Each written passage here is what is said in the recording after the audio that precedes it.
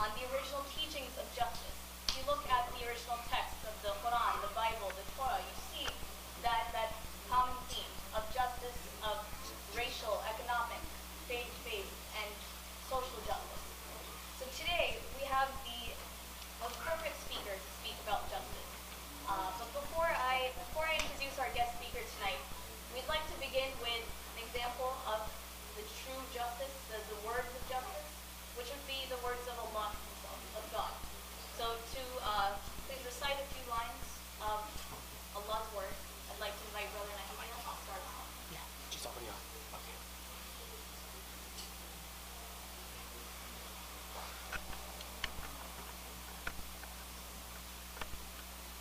السلام عليكم أيها المحترمين.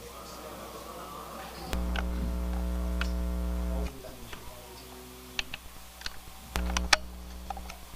بسم الله الرحمن الرحيم. With your permission, we start with the original words that it was released 1400 years ago, with a little bit of explanation, and then hopefully we go to the rest of it. أعوذ بالله من الشيطان الرجيم. ليسوا سواء من أهل الكتاب أمة قائمة يتلون آيات الله وهم يسجدون يؤمنون بالله واليوم الآخر ويجاهدون في سبيل الله أولئك هم المفلحون.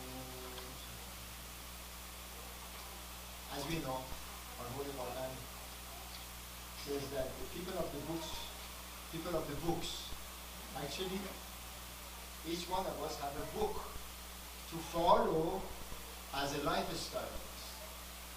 Bible is a book, Torah is a book, Quran is a book, Injil is a book. So the book, people of the book. People of the book are not equal with each other. Some misuse the book, some use the book. And then it says they are not equal with each other. Some of them are righteous. And they follow the path of Almighty God. And then they do what Allah wants and God wants them to do. And those are the ones that Almighty God calls them felicit. They are successful. They are the granted paradise in. So with this briefing that I would like to tell you from the Quran, allow me to explain to you. Our Quran starts with the name of Bismillah ar-Rahman ar-Rahim. With the name of Allah, God, the most gracious, most merciful.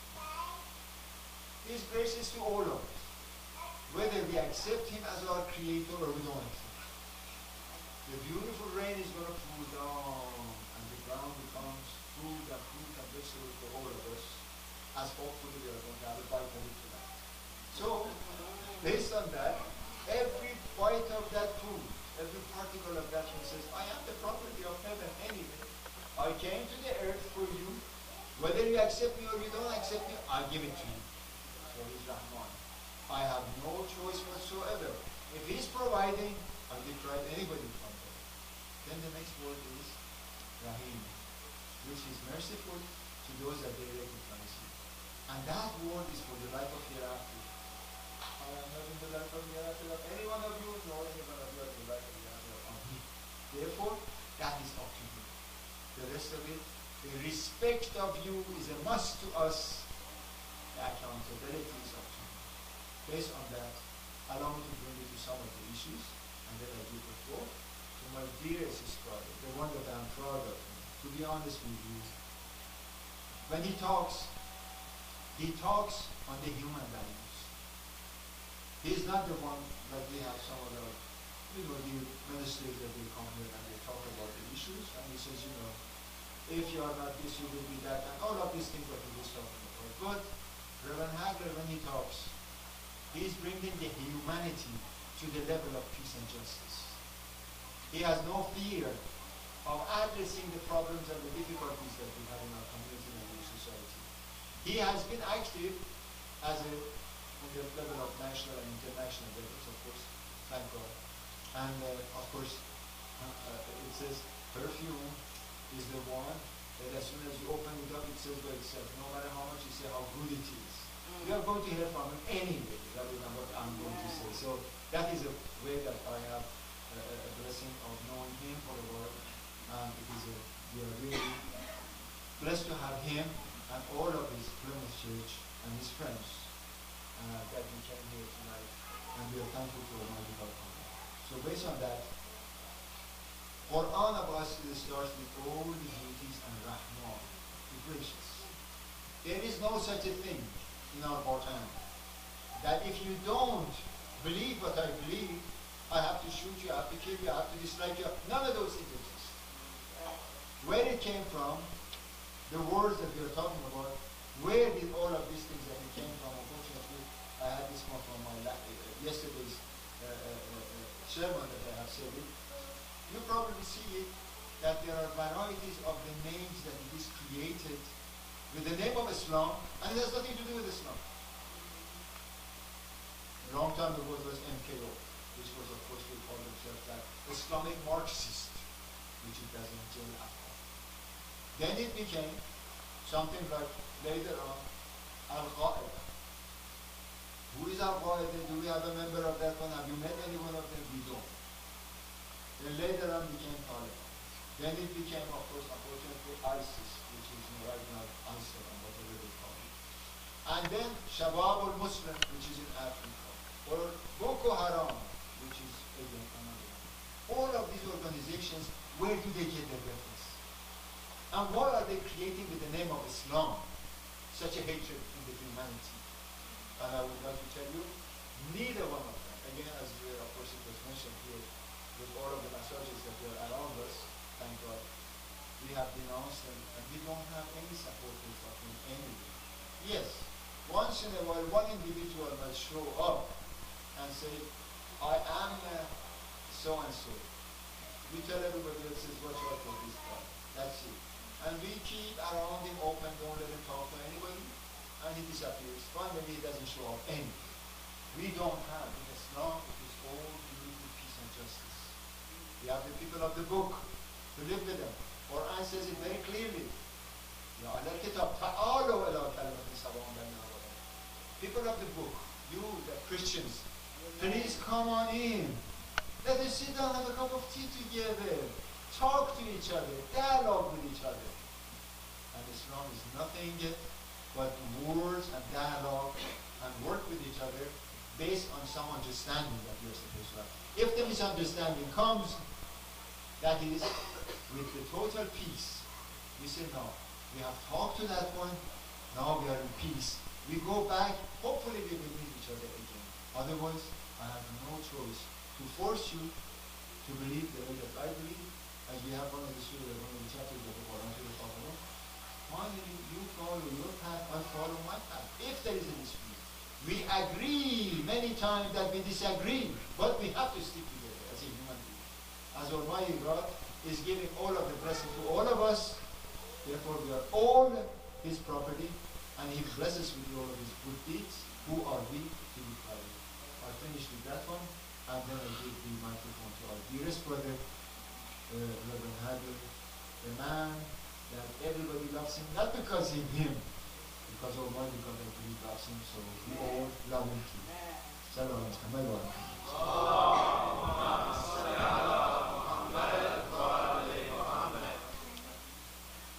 Amen.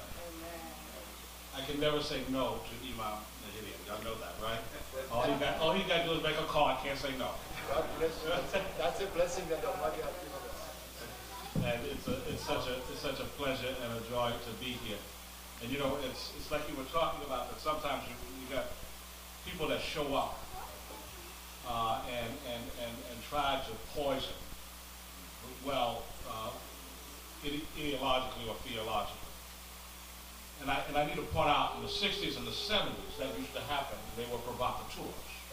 And when I say they were provocateurs, they were working for the FBI. And I was in Chicago in the 70s, and they were working for the Chicago Red Squad, and they would always come in with the most radical kinds of views to try to move people there so that the law enforcement then could sweep in and say, we got them, right? So, you know, you always got to be aware, particularly when you're trying to do something good, there's always somebody trying to plot something evil, right? Still provocateurs, brother. Still provocative. Brother Salakan, good to see you. I haven't seen you in so long.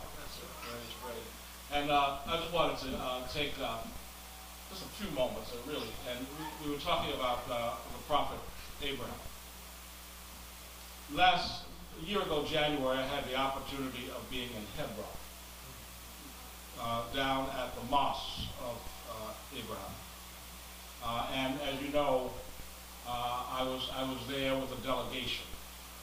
And that's where a massacre took place in the 80s. One of Kahani's disciples out of Brooklyn, New York, went and carried off a massacre in the mosque. And in the other side of the mosque is a synagogue now, right? And that was Israel's answer, if I may point that out, was to establish that. And it was interesting to me because I'm there and you can feel the tension in Hebron. You don't have to imagine it. You can reach out and you can literally touch it, because it is that territory of conflict. Territory of conflict, not really over religious site. I want to emphasize that. Over land. Because you got Jewish settlers moving in all around the town of Hebron. And even trying to force out of business the old marketplace that had been there for centuries, right?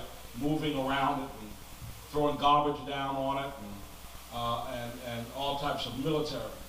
And one of the things that's interesting to watch when I was there is how basically folks continue to breed racism. Because of course, all of your Ethiopian soldiers are on duty for the Israelis at that checkpoint. Right? Because they want basically the Palestinians to look at African faces and therefore be confused behind that and have particular hostility because of that and associate that with blackness and not with what's really going on. And so it's very clear from someone coming from North America to clearly see what was going on in a setting like that. And, you may have heard this story, but I told the congregation this. I probably inadvertently got my delegation almost to the point of being shot. Thank God they didn't get shot. Because I couldn't resist. I walked around to the other side because I wanted to see the synagogue on the other side. And so I stood in this park and I watched.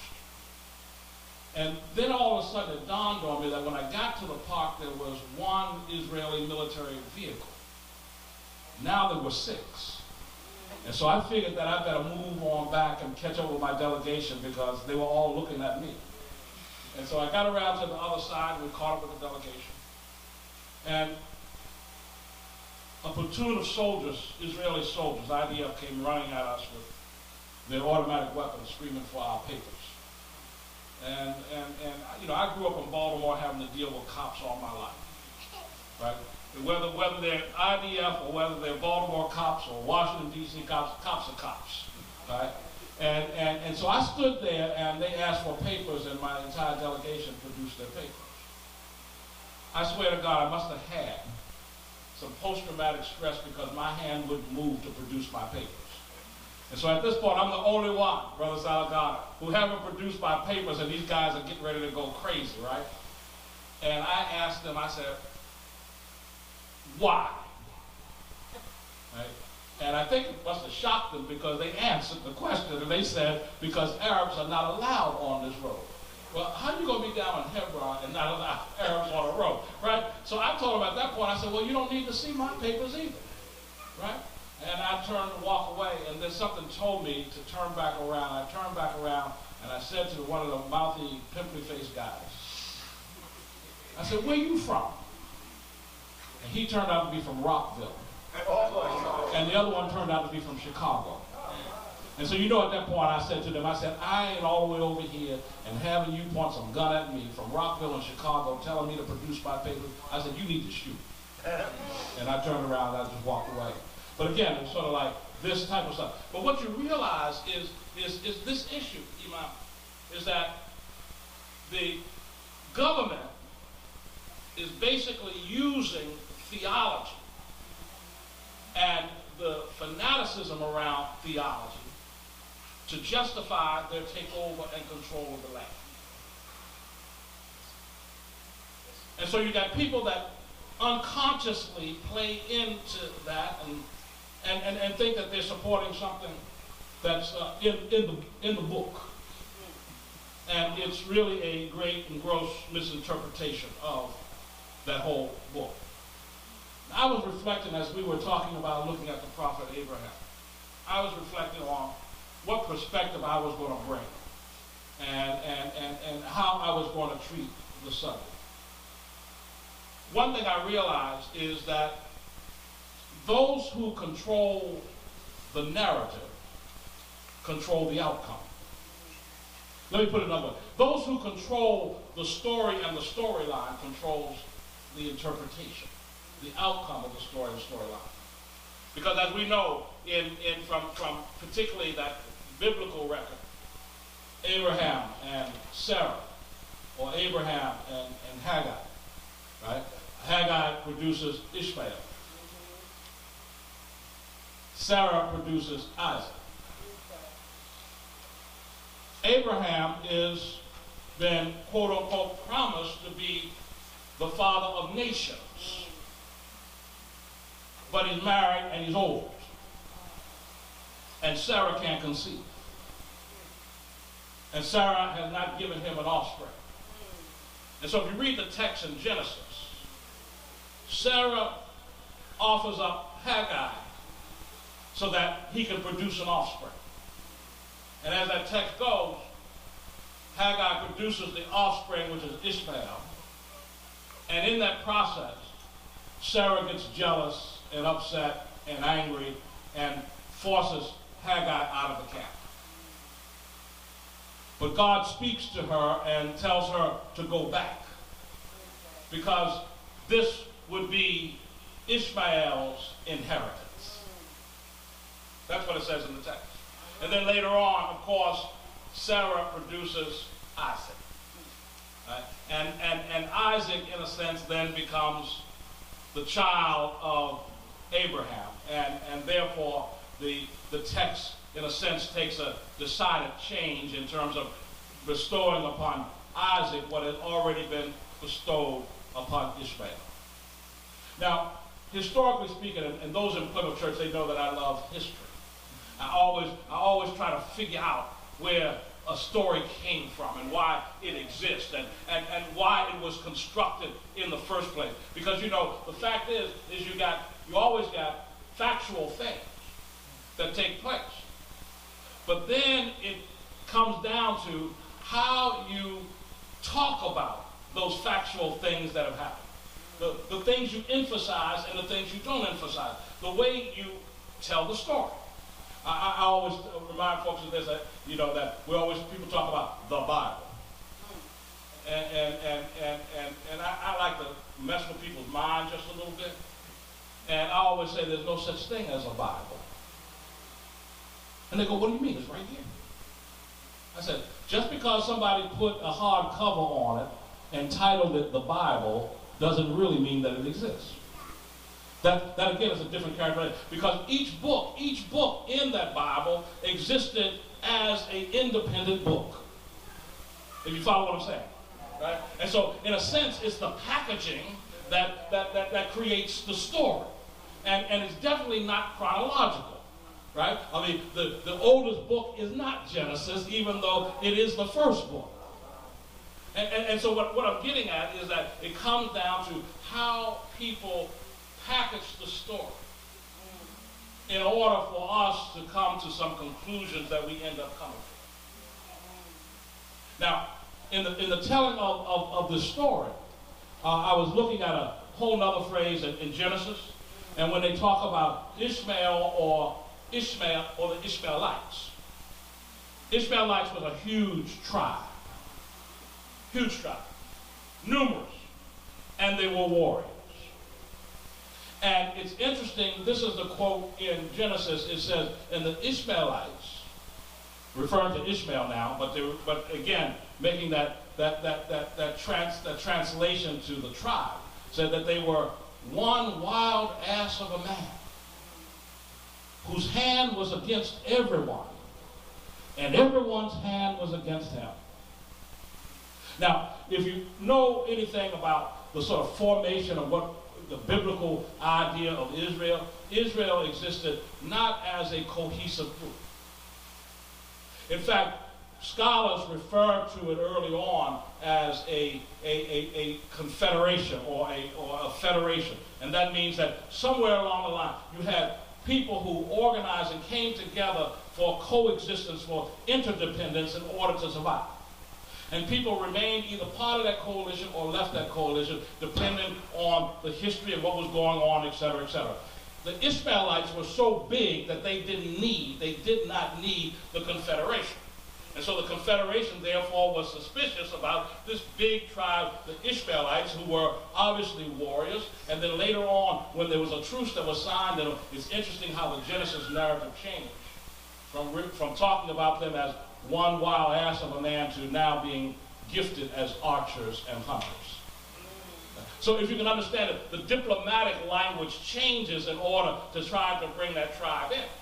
But the tribes are always independent. I'll give you another point. It's sort of like, it was suggested in early, and it's not just suggested, but you can read it in the text. I mean, Jacob, for example. Jacob, in the text, has his father-in-law, right? And as you know that story, Jacob is in love, and he wants a particular woman, and the father-in-law baits him into working on the land and raising the cattle. And then when he finally thinks he's ready to get the woman that he loves, the father-in-law tricks him, and he gets the other woman, and so he's got to stay around longer to get the woman that he really desires. But in the end, when they leave, if you remember this, they steal what is called Laban's household gods. Right? And what I'm getting at there is that these tribes each had a different understanding from their own tribal roots of God. And so in order for the confederation to stick together, early on in the biblical text, you read when it says, when you approach the altar, say, the God of Abraham, the God of Isaac, the God of Jacob, right? And you went down the same litany of naming all of these different tribes and God. Now somebody was suggesting that, one scholar suggested that somehow these were, each of these gods weren't separate gods, weren't a multitude of gods, but it was the tribe had their own understanding of who that God was to them. And therefore, in order for people to remain as part of the coalition, you had to recite it, right? You had to come there, and I had to refer to, like, for example, the God of Brother Salazar, right? If he's going to be part of me, right, I got to give him his due, right? I got to give everybody who's a part of me their due, or the unity doesn't survive. Right? So that's part of what's going on. And so what we see here in this Abraham text, it was suggested that it comes out of the Persian era. Right? And what I mean is the Persian era, it doesn't mean that it historically happened then, but it means that the story, in a sense, gets told for particular reasons. And one of the things, particularly from a Jewish perspective, and particularly a scholastic Jewish perspective, because basically I'm coming at it from an academic point of view. The Jews are taken into exile, into the Babylonian exile. The upper class, the leadership, the elites, they're taken into exile. And they're given Babylonian names and all that other type of stuff. In fact, the book of Daniel comes out of that period. So now when they come back to the land, there's a conflict. And that conflict is, do the land belong to those who did not go into exile and stayed there? Or does the land now belong to those who went off into exile and were the elites and now are coming back and want a claim to the land? So they go, and each of them, they say, we are descendants of the prophet Abraham, who was promised this land. And we were promised as Abraham's people. And we are the people of Isaac. Versus the other narrative that says we are the people of Ishmael. So if you can see, it's not just theology that is rendered when it's rendered. There's also the politics of it that is created, that is rendered when it's rendered. And that not only exists in what we refer to as the Old Testament, but it exists in the New Testament as well. I'll give you an example. Just from when Paul comes along. Paul is Jewish and upper class. And when I say he's upper class, he was born as a Roman citizen. He didn't convert, he didn't buy his citizenship. And so therefore, when he starts writing things like, oh, the Christian has to be obedient to secular authority because it has been appointed by God. Who's the secular authority? It's Roman. It's Rome. He's protecting his Roman status. He's protecting his Roman citizen. And then he also said, oh, slaves, you got to be obedient to your master. Because he's protecting the Roman order. So again, it's how he's telling the story that protects his own interests.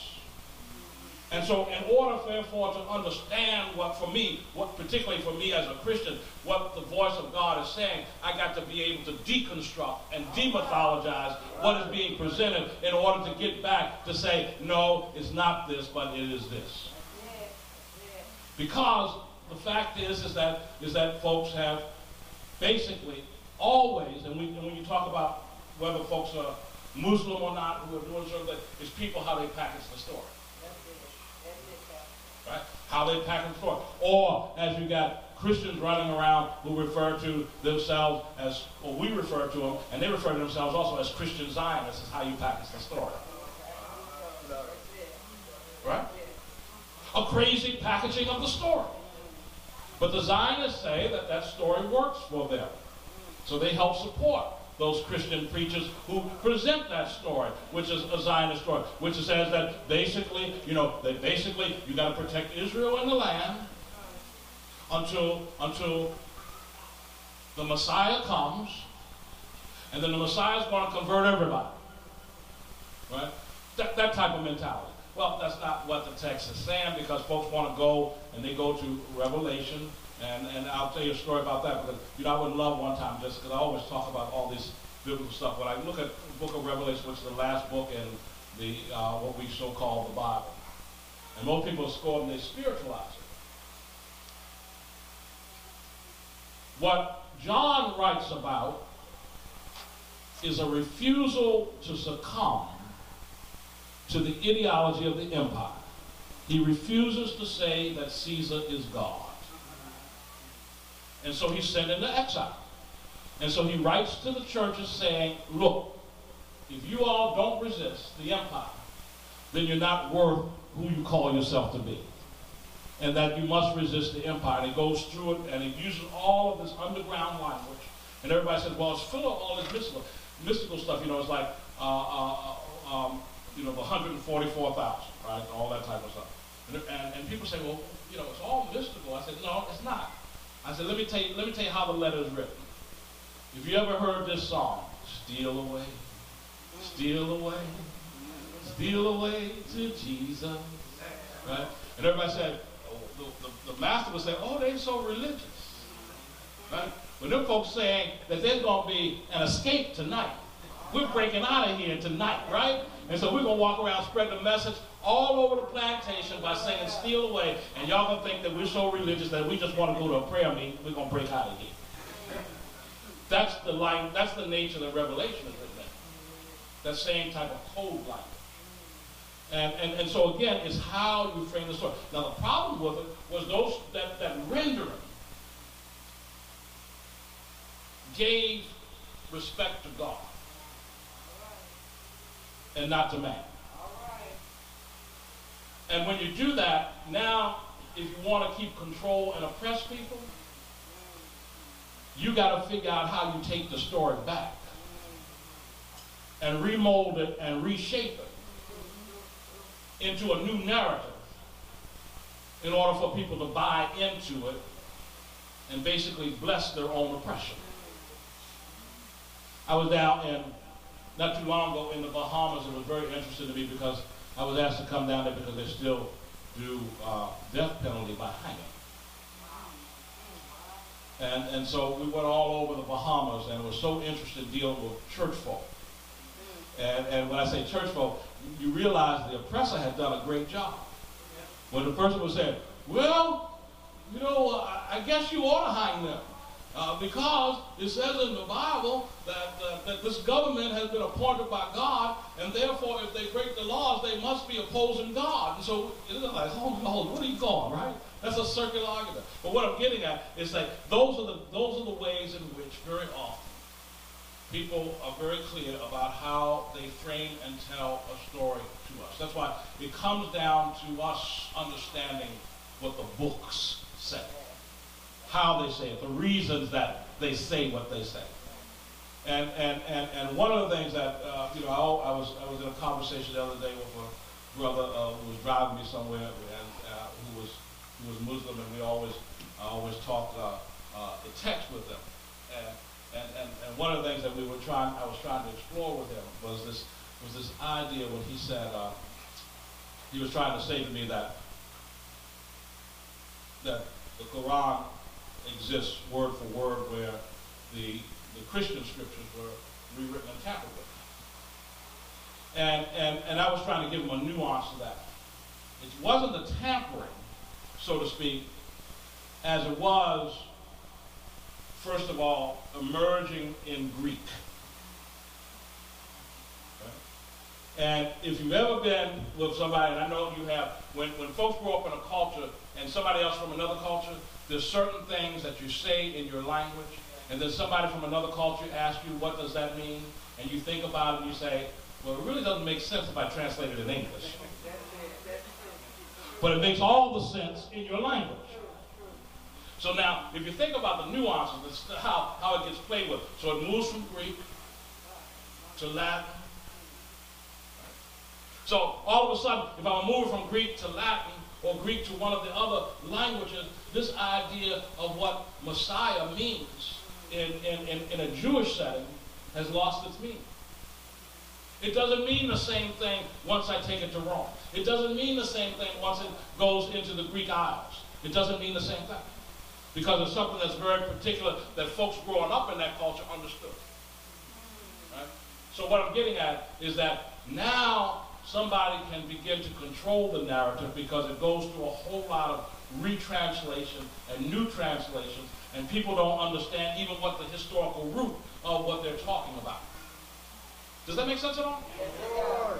Right? Yes, it does. Right? And so then you end up not only with it going into those languages, but now you end up with it in English, you end up with it in German and French, right? All Spanish, all those different languages. Well, all of them got their own lingual nuances and their own cultural context. And so now you're really open to some gross misinterpretation. Just because no longer do folks really, in a sense, understand what the original concept was that was utilized. One of the advantages, I would say, that the Quran has over particularly the Christian writing is that it basically remains in one language.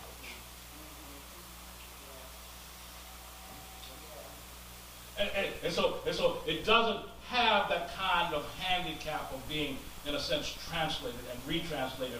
And now, where if you ever translated a piece, you're going to sit there and say, well, how do I adequately translate that word? Right? And if you ever look at sometimes footnote, subtitles or something that's in a language that you know, right? And you look at the way the folks who wrote the subtitles translated, half the time you're saying, that's not what he said. I mean, that's the difference in language, in the morphing of language.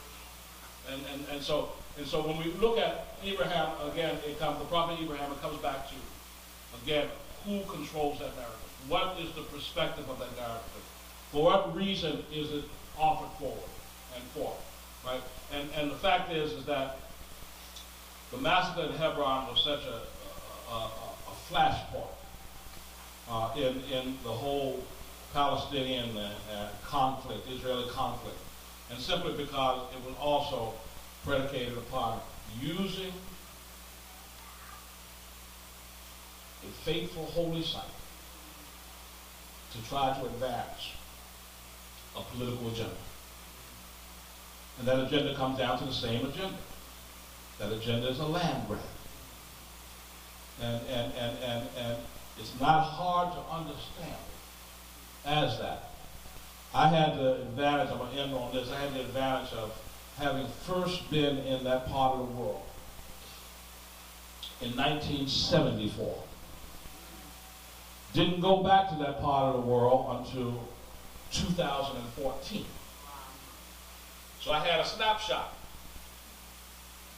And now that snapshot that I walked away with, 40 years earlier, was now being challenged by what I remembered versus what I was now seeing.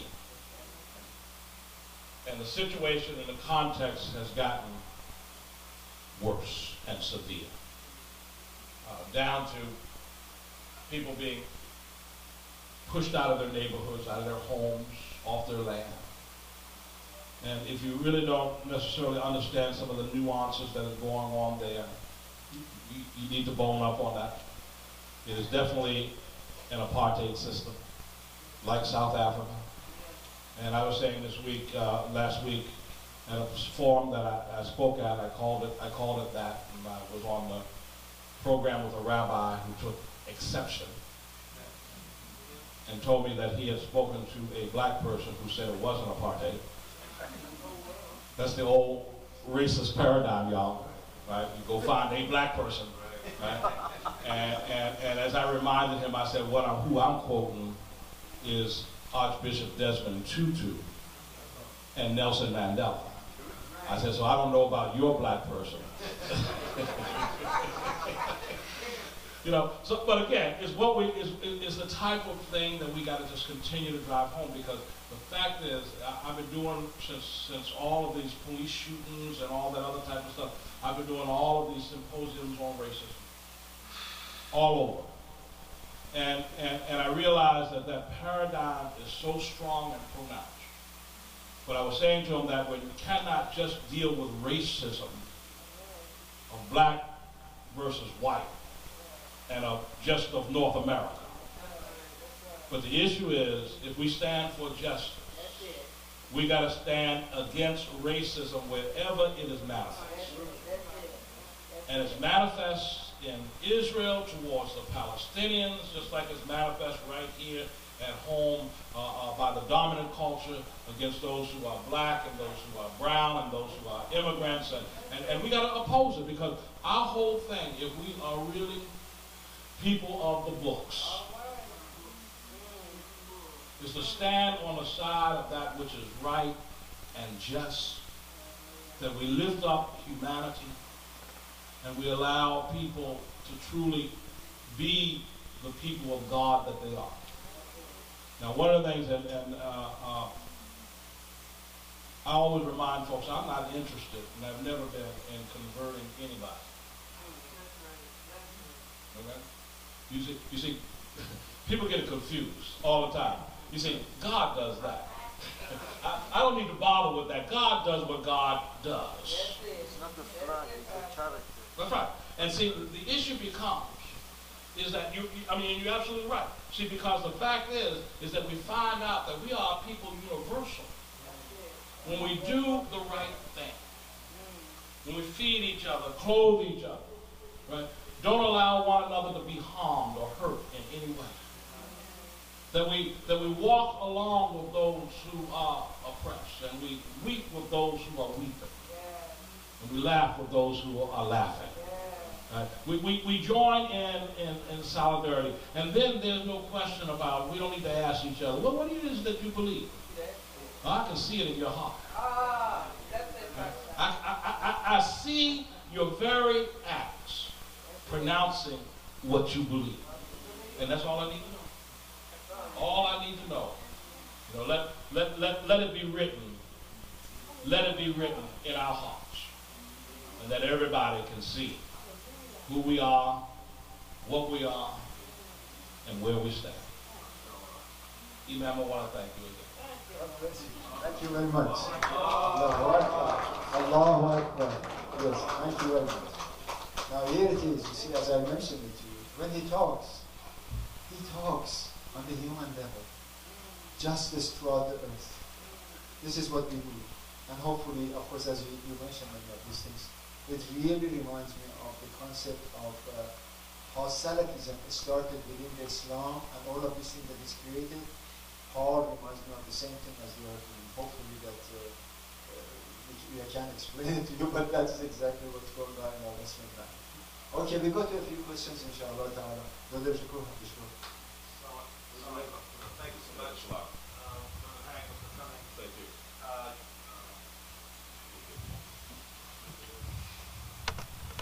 Thank you very much, Reverend Hagler, for coming. It's always a pleasure to see you. I think your point was very well taken when you were talking about controlling the narrative, and then you also made reference to racism, and it triggered a thought. It's more in the New Testament, as far as I know. I attended a lecture several years ago at Howard University, Blackburn Center, or something like that, where a number of scholars were there, but one particular was Tony Martin, who is a Garvey scholar by his own description. He's a professor at Wesleyan University. At least he was there. I don't know if he's still there. SubhanAllah. I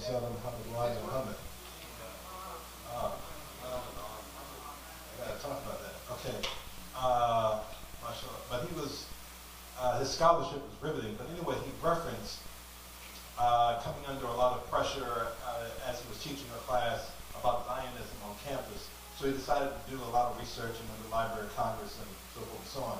He came across a doctoral thesis by Rabbi Blackenstein. In that thesis, he quotes Rabbi Blackenstein as saying in his thesis that we created the Hamitic myth. And then he began to explain what the Hamitic myth is. So when you're talking about controlling the narrative and packaging the narrative, that helps facilitate oppression. That seems to be pretty much exactly what was going on. That's all my point. Yeah, I mean, he can elaborate. He's better elaborating about the Hamitic myth.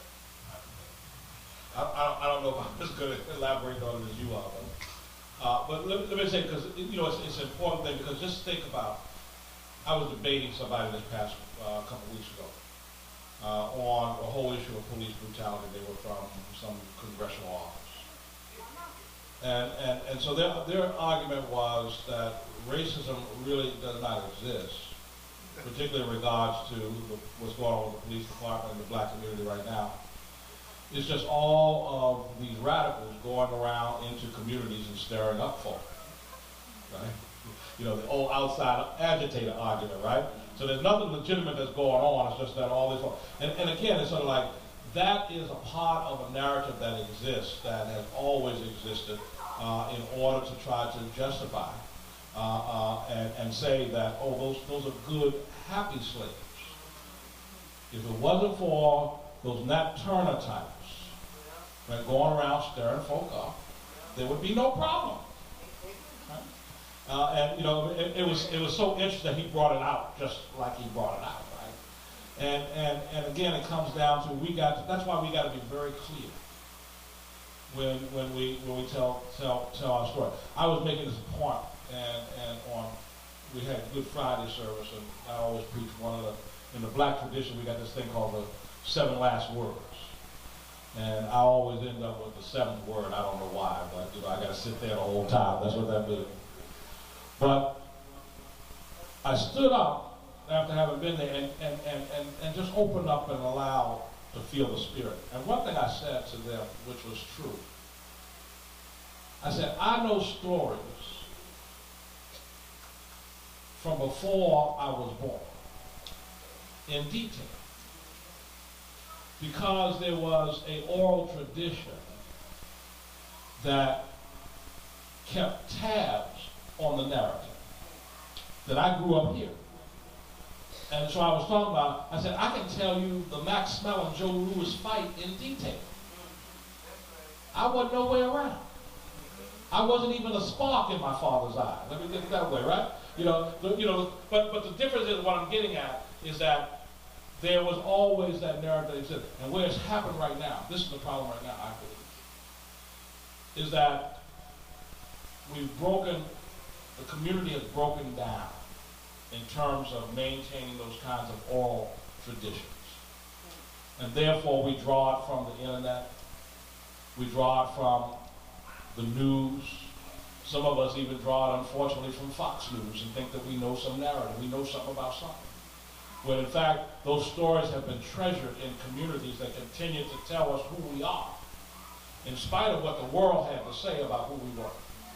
Right? And so that, and I'm just saying that because I think it's important that we, again, become keepers, and particularly for our young folk, of the narrative, so that they understand where we came from, what we've gone through, where we're going, and how important that we keep our eyes moving forward and dealing with the things that we've always dealt with.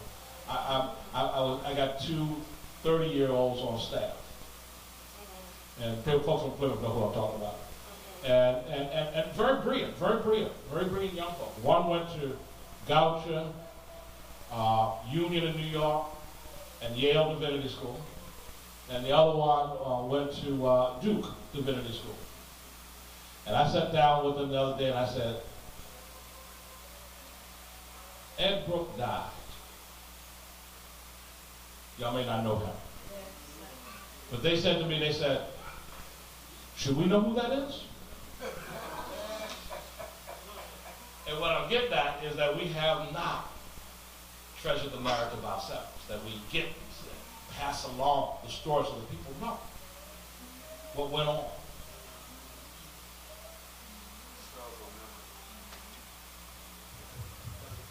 Brother, Assalamu alaikum.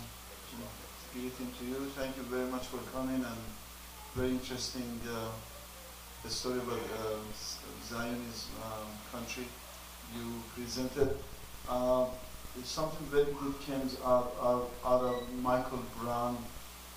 Sorrow from Ferguson was the slogan from Ferguson to Palestine, and we really liked it. And then these were picked up all over the United States, not even United States, even in Gaza. The certain people of Gaza are behind Ferguson, but slowly I see it's fading. Even the Michael Brown is fading, and because it's keep shooting around here there. Could you please elaborate us, because me as an individual, I'm lost, I don't know what's going on. People are not demonstrated, they are not asking for any more justice for Michael Brown in Ferguson, and yet we get other incidents here or there. Well, I think that one of the things that's very important is you gotta have some goals that allow the agenda to keep going forward. A lot of the interest was put into the Justice Department doing the right thing. And the Justice Department didn't do the right thing. And so if you put all your stock, and so much of your stock in the Justice Department doing the right thing, and the Justice Department doesn't do the right thing, where do you go? Where do you go with that? Right?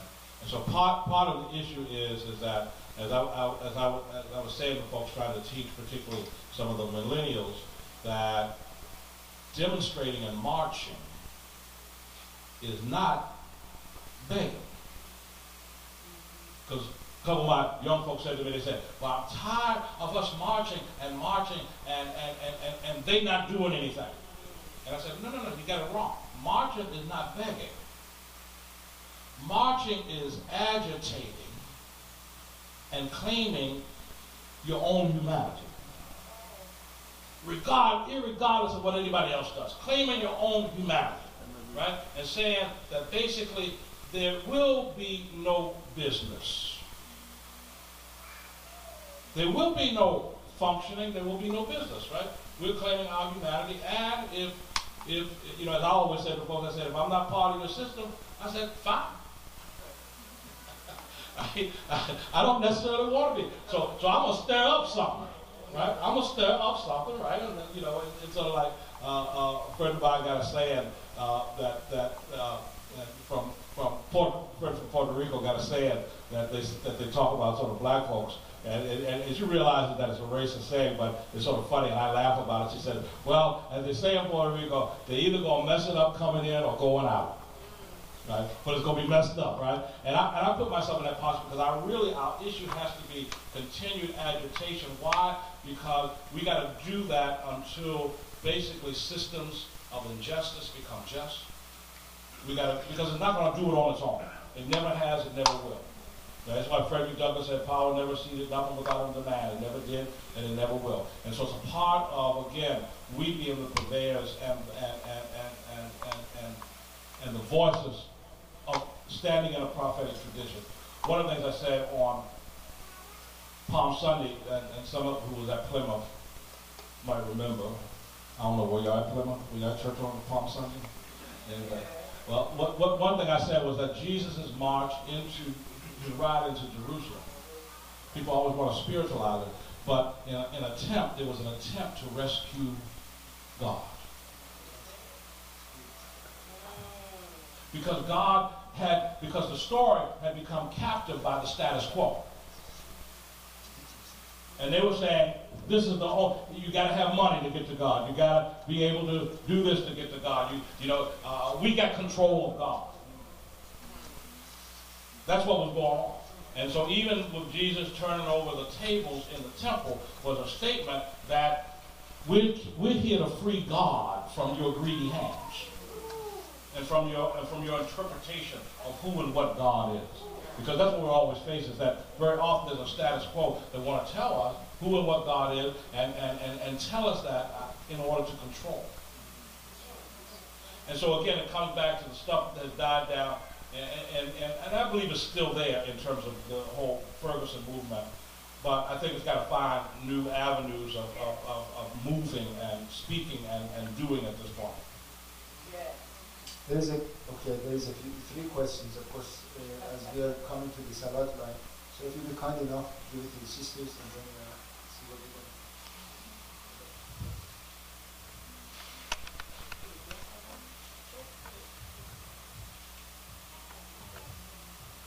Good evening. Assalamu alaikum. My name is Sister Assam Tua Nkrumah Ture. I'm a member of Plymouth Congregation of United Church of Christ. I want to thank you all, my Muslim brothers and sisters, for having us here this evening. Really do appreciate it. God bless you. Reverend Hagler, to follow up to Brother Reza's question, if we can go just a little further. There are a lot of people out here who disagree adamantly with the current Black Lives Matter movement, making deliberate connections with Palestine and the FBI and police spying on Muslim communities in the United States. Could you explain on that a little bit? Thank you. Yeah, I mean, there's always, I think that one of the most inspiring things and exciting things for me to see was when Ferguson was exploding, to get pictures that appeared on my Facebook from Gaza of folks that said, "We are Ferguson." People have made the connection. People have made the connection. The tear gas that was used in Gaza was the same tear gas that was used in Ferguson, manufactured by the same corporation. I think the corporation was out of Pennsylvania. Right? So there is that continued connection. When you sit there and you look at the military equipment deployed in Ferguson, it looked like you were looking at Gaza. There was no difference. So people want you to separate that out. It's just like the rabbi can say, "I found a black person," the black person says that that's not apartheid. Because folks do not want folks to make those connections. But we gotta realize that our power is in making connections across faith lines, across geography, right? Across every single line that exists, because those lines are in place, not by us. Let's be clear. You know, it's like everybody always talk about, "Oh, that's an illegal immigrant." Ain't nobody illegal. Ain't no human being illegal. It's man's law that made them illegal, right? No human being is illegal. Right? And so what I'm getting at is that unconsciously we fall into those structures that have been created for us, without analyzing it, without demythologizing, without anything. We want to sit up there and we sort of sound, sometimes we're like a parrot, repeating what we heard somebody say. And it's up to us really to use this because God gave us this. As well as this, because God gave us our hearts as well. But we're going to use it. Two more questions. So, you go ahead with the question and then tell us. Please, go ahead. Assalamu alaikum. And I'd like to add my voice of welcome to Reverend Hagler and his community fellows that have joined us tonight. It's great to have you as always. As a way of letting people know who are perhaps beginning to put their toe in the pool of activism, as a way of kind of letting them know the very positive end or possibly the very challenging lower end, could you give two examples of some of your times of engaging in debates or engaging with perhaps the other side, a very positive situation that you found yourself in, or a positive response, or possibly something else, just so they can have in their mind what possibly could be in front of them as a way of preparation, as a way of encouragement? I think one of the positive ones when we did the recent Martin Luther King service with Brother Jasiri X, who was there in Palestine.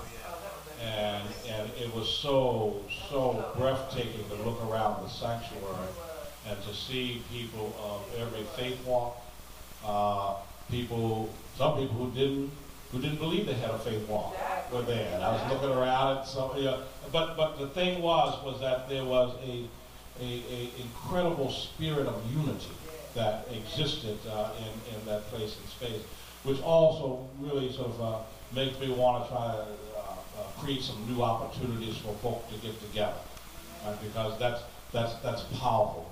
I know one time, this just shows you something that sometimes those who want to destroy movements can't deal with. I had a brother who was out of New York, Puerto Rican brother, who had grown up in the neighborhood where everybody in the neighborhood was a part of the Puerto Rican independence movement. And he was picked up by the FBI and basically told that he either had to tell him everything on his brothers that he grew up with, or they were going to bring him before a grand jury. If you know about a grand jury, you got to testify before the grand jury, or you can be jailed for the duration of that grand jury. And I was in Boston in those days. He was in New York. He came to see me in Boston. He said, Rev, he said, I cannot testify before that grand jury. He says, from my neighborhood, you don't rap on those you grew up with. Right? And he said, in particular, you don't rap on a cause which is a just cause, the independence of Puerto Rico. And so me and him, we talked about it a little bit. And he grew up in the Pentecostal church. And if you know anything about the Pentecostal church, it's sort of like Pentecostal church really doesn't want to engage in a lot of those sort of worldly things, as they put it. They like to be otherworldly. But I asked him to go back to his pastor and tell his pastor what was going on, and I would give a call to his pastor afterwards. And so he told the pastor what was going on, and the pastor prayed with him. And so I called the pastor up and I said, you know, it would be good if you put together a service and stood with this brother that grew up in your church. And the pastor said to me, he said, I don't deal with politics at all. I said, no, I'm not asking you to deal with it. I'm asking you to stand with somebody who grew up in your church. So they did, and we did the service in Harlem, right at their church. And it was so interesting because the young man stood up, and the young man said, I cannot, and this is the narrative again. He said, I cannot testify before the grand jury. He said, I got to stand like Jesus stood before Pilate and not say a mumbling word. And the whole church went, hallelujah. And before you knew it, the pastor was jumping up and saying, we're going to pray over this brother because he's not going to speak to the grand jury. And I'm sitting there going, did he just say that? It scared them so. Because the last thing they want to do is get something like a Pentecostal church involved. They left him alone. He never heard from the FBI again. They decided that cost was too high. That's a positive thing, right? But and so that's a part of the thing that you sort of see. The thing that had an impact upon me was when I went to Boston. And I was in Boston maybe a few months. And I was organizing on the street. And I think it was November of 1980, I still remember. I got arrested with about 50 other demonstrators. They turned the other 50 demonstrators loose after about a couple hours. And then they informed me that they were charging me with attempted murder of a police officer, inciting a riot. It was about 40-some charges. And I remained on trial for the next year and a half. And trying to basically stay out of max security prison. That was a down moment. I was scared to death. Right? I was so scared that I called home every week. My parents were in Baltimore. They didn't know that. They didn't know I was on trial. Because they were worried to death. And so when I finally got off, I told them what had happened. But it was a long time. What was interesting was how one way in which the case began to unravel. And I say this is the working of God. I'm sitting there, I'm going to see my lawyer. I'm riding on the T, that's what they call the Metro in Boston. So I'm going to see and I'm looking over somebody's shoulder as they're reading the paper, and there's a little column called Cleric in the Police. And I just thought I thought it was an interesting title. So when they finished the paper, I said, "Can I read that?" So I read it. And it was about me, right? And what had happened, unbeknownst to me, was the district attorney filed a motion in court that basically said that they could not refer to me as Reverend and prohibited me from wearing a collar or any type of distinguishable religious garb because they wanted to strip away from me who I was. And so this reporter, who ordinarily would not be in these things, thought it was a peculiar motion to go into the court. And so he decided to write about it. And one of his things he said was, well, the police officer's going to show up in his uniform, right? So why shouldn't he be able to show up in his religious garb? But anyway, it began to unravel in the public relations way of the case, and I just sat there and I said, whatever was working, it worked. That's a good answer for Brother Rizzo. That is how they dismantle the organizations. He's heading it. Go ahead, chop it up. That's it. So with your permission, we get the last one and then we go for the prayer. Okay. Do we have a last question? I'm Brother Mark Brown from Plymouth also. Happy to be here. Thank you very much for inviting us. Just a comment, it's real quick. Talking about connections and the intentionality of the powers that be to make sure that we don't make connections and to make sure that we don't understand the truth. Well, one of the things that is very peculiar to me is that, it is not really stressed in many churches and not many teachings, as I understand, but that, Abraham died. And did you know that, Ishmael attended the funeral? So, if Ishmael attended the funeral, how did Ishmael know that his father died? Well, somebody had to tell him. And guess who I think that somebody was? His brother, who was whom? Isaac. So there was some connection maintained. We don't know how that happened, but there was some connection maintained between the two brothers that was probably instituted by the father. So if that brotherhood existed at that particular time, it was supposed to be a joining of two peoples, two tribes. Why is there such a division between, So that's why it's important for you and I to be together in this setting, because all it is just, reviewing what has happened a couple thousand years ago, 1,000 years ago. So I just wanted to make that point. It's good to have that intentionality, make sure those connections exist, make sure that we know the truth, that there's always been a unity, and division has come by other means of intentionality. Thank you.